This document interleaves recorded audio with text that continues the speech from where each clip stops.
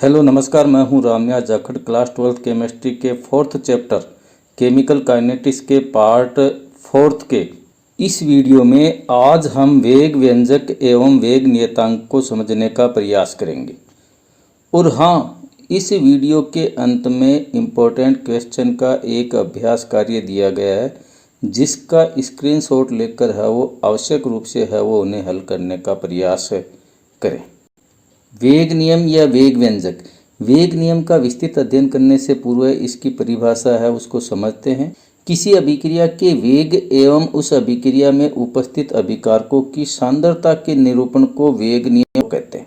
वेग नियम वह व्यंजक है जिसके द्वारा किसी अभिक्रिया के वेग को अभिकारकों की मोलर सांद्रता के पद पर कोई घातांक लगाकर है वो प्रायोगिक रूप से है वो व्यक्त किया जाता है।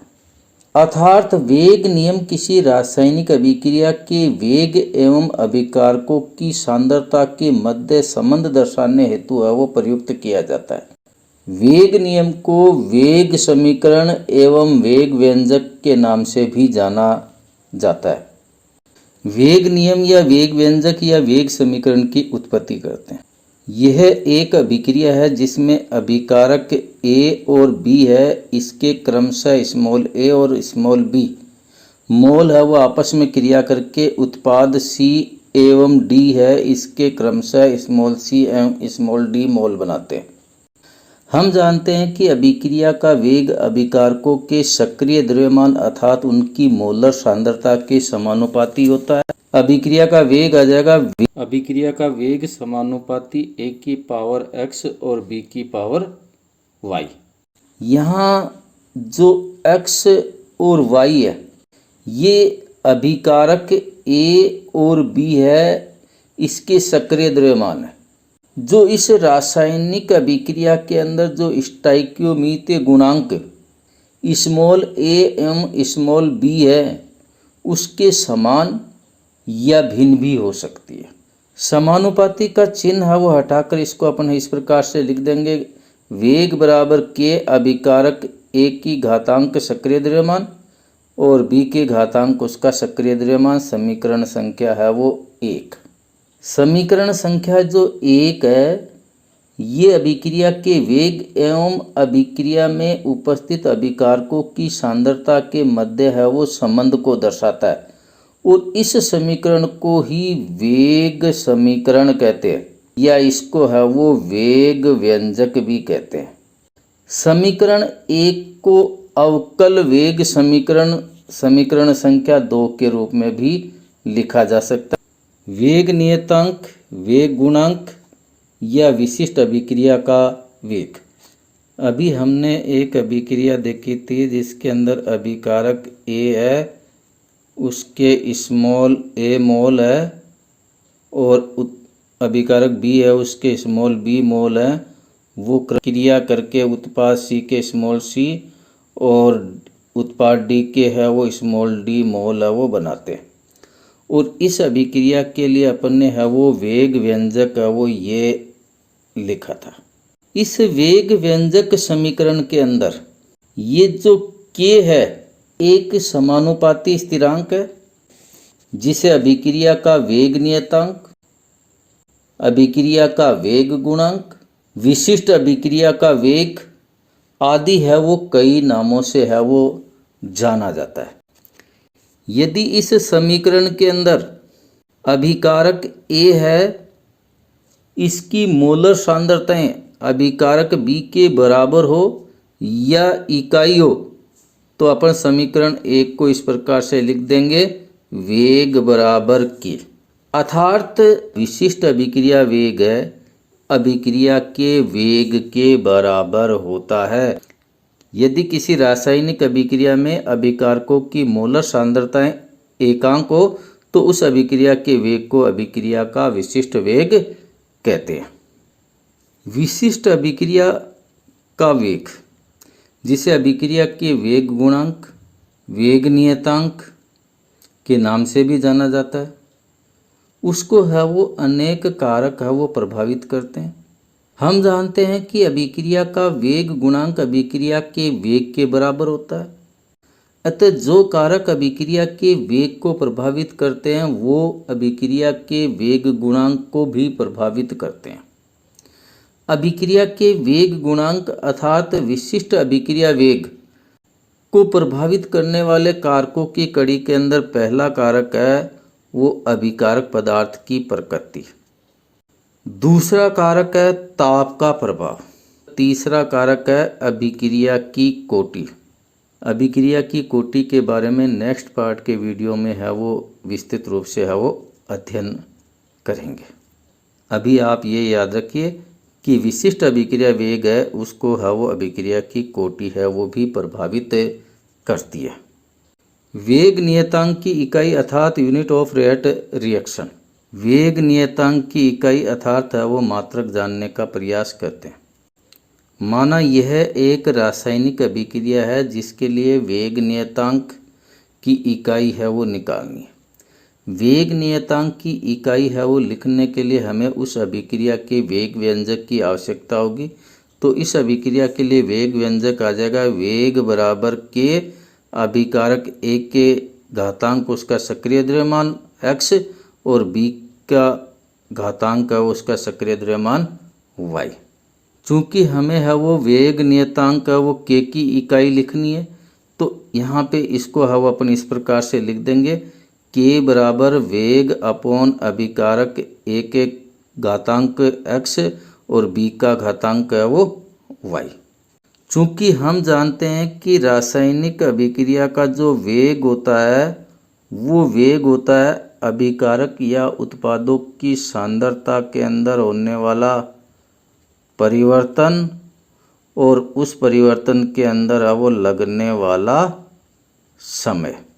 तो यहाँ पे वेग के स्थान पर ये सांद्रता अपोन है वो समय लिखेंगे तो अपने पास में आ जाएगा k इक्वल टू सांद्रता इंटू समय माइनस 1 अपोन a के घातांक x और b की घातांक y।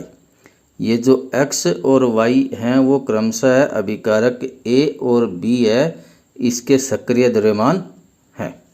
अभी अपन ने लिखा कि k बराबर है वो क्या था सांद्रता इंटू है वो समय इनवर्स अपोन है a की घातांक x और b की घातांक है वो y। यहाँ a व b अभिकारक हैं इनकी जगह पर अभिकारक है उनकी सांद्रता लिख देंगे और अपन जानते हैं कि गुणा के अंदर है वो घातांक वो जुड़ती हैं तो अपन यहाँ पे इसको इस प्रकार से लिख देंगे k इक्वल टू सांद्रता इंटू समय माइनस 1 अपोन वो सांद्रता पावर x प्लस y। यदि अभिकारकों की सांद्रता x प्लस y बराबर n हो तो जो अभिकारक हैं इनकी सांद्रता x प्लस y बराबर n हो, यहाँ n वो अभिक्रिया की कोटि होती है। यहाँ इस व्यंजक के अंदर है वो n का मान रख कर है वो इसको इस प्रकार से लिख देंगे k इक्वल टू सांद्रता इंटू समय माइनस 1 अपोन है वो सांद्रता की पावर n। इसको है वो व्यवस्थित करके है वो अपन इस प्रकार से लिख देंगे k इक्वल टू सांद्रता कोष्टक 1 माइनस n इंटू समय माइनस 1। हम जानते हैं कि 1 लीटर में घुले हुए विलय के मोलों की संख्या को सांद्रता कहते हैं। तो यहाँ पे जो सांद्रता है उसको है वो मोल प्रति लीटर में लेने पर तो अपने पास में आ जाएगा k equal to mole upon litre कोष्टक बंद 1 माइनस n घातांक इंटू समय माइनस 1। ये व्यंजक है वो अपने पास में आ जाता है। यही है वो विशिष्ट अभिक्रिया वेग अर्थात वेग गुणांक या वेग स्थिरांक है वो इसकी इकाई है। गैसीय अभिक्रियाओं के लिए वेग नियतांक की इकाई।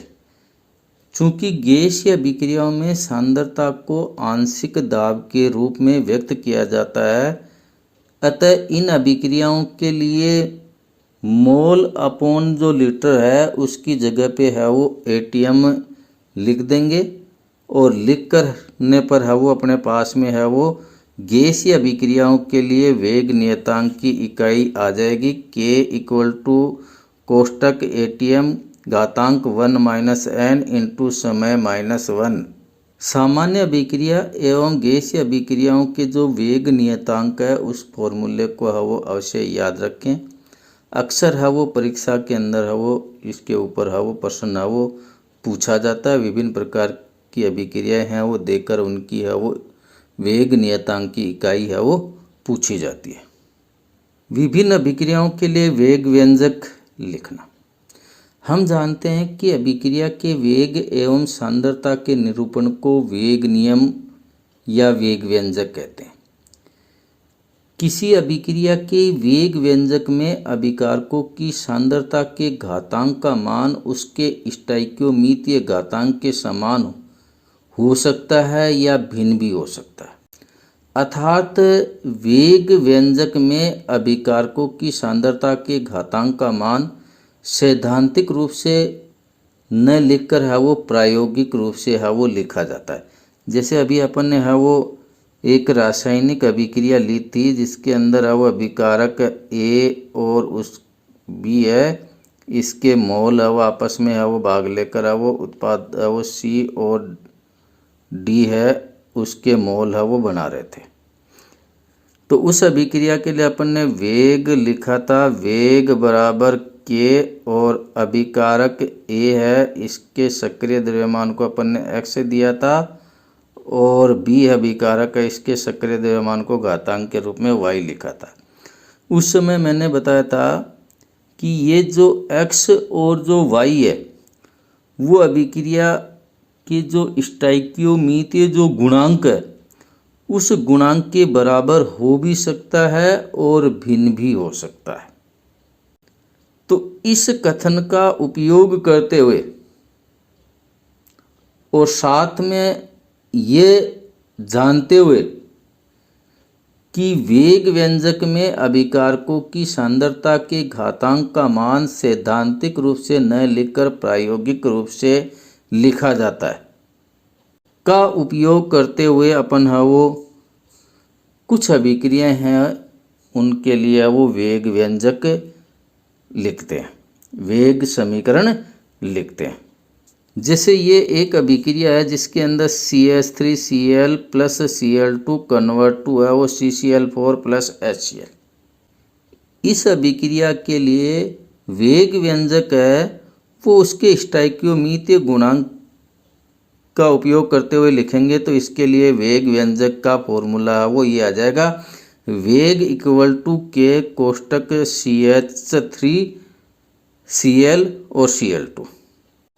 लेकिन ये वेग व्यंजक है वो गलत है क्योंकि यह प्रायोगिक रूप से है वो स्पष्ट नहीं है, प्रायोगिक रूप से सिद्ध किया हुआ नहीं है। इस अभिक्रिया के लिए सही वेग व्यंजक है वो ये जिसके अंदर है वो Cl2 है उसकी घातांक है वो 1/2। इसी प्रकार से दूसरी अभिक्रिया देखते हैं, CH3COO(C2H5 plus H2O convert to CH3COOH plus C2H5OH। इस अभिक्रिया के लिए वेग जो व्यंजक है वो वेग व्यंजक का वो ये न होकर है वो ये वेग व्यंजक सही है। इन दोनों अभिक्रियाओं के अंदर जो वेग व्यंजक है उस वेग व्यंजक में अभिकारकों की सांद्रता के घातांक का जो मान है उसका निर्धारण है वो स्टोइकियोमीतीय गुणांक से न कर उसके प्रायोगिक मान से है वो किया गया। अभिक्रिया संख्या 3, इसके लिए है वो वेग व्यंजक लिखते हैं। अभिक्रिया है 2NO plus O2 convert to 2NO2। अब इस अभिक्रिया के लिए जो वेग व्यंजक होगा वो क्या होगा, वेग बराबर है वो K और NO का घातांक 2 और O2 है उसका घातांक उसका सक्रिय द्रव्यमान जो 1 है। इस अभिक्रिया के लिए प्रायोगिक आंकड़ों से प्राप्त वेग समीकरण में सांद्रताओं के जो घातांक है उसका मान इसके जो स्टोइकियोमीतीय जो गुणांक है उसके समान है। इन तीनों अभिक्रियाओं से स्पष्ट होता है कि वेग व्यंजक को किसी संतुलित अभिक्रिया को देखकर प्रागुत नहीं किया जा सकता, अर्थात इसका निर्धारण सैद्धांतिक रूप से न करके प्रायोगिक रूप से है वो किया जाता है। आशा है इस वीडियो के माध्यम से मैं आपको वेग व्यंजक एवं वेग नियतांक को आसानी से सिखा पाया हूँ। यदि हाँ तो चैनल रामनिवास जाखड़ को अवश्य सब्सक्राइब करें, लाइक करें एवं अधिक से अधिक दोस्तों तक का वो शेयर करें। और हाँ, इस अभ्यास कार्य का स्क्रीनशॉट लेना न भूलें और इन प्रश्नों का वो याद करने का प्रयास करें।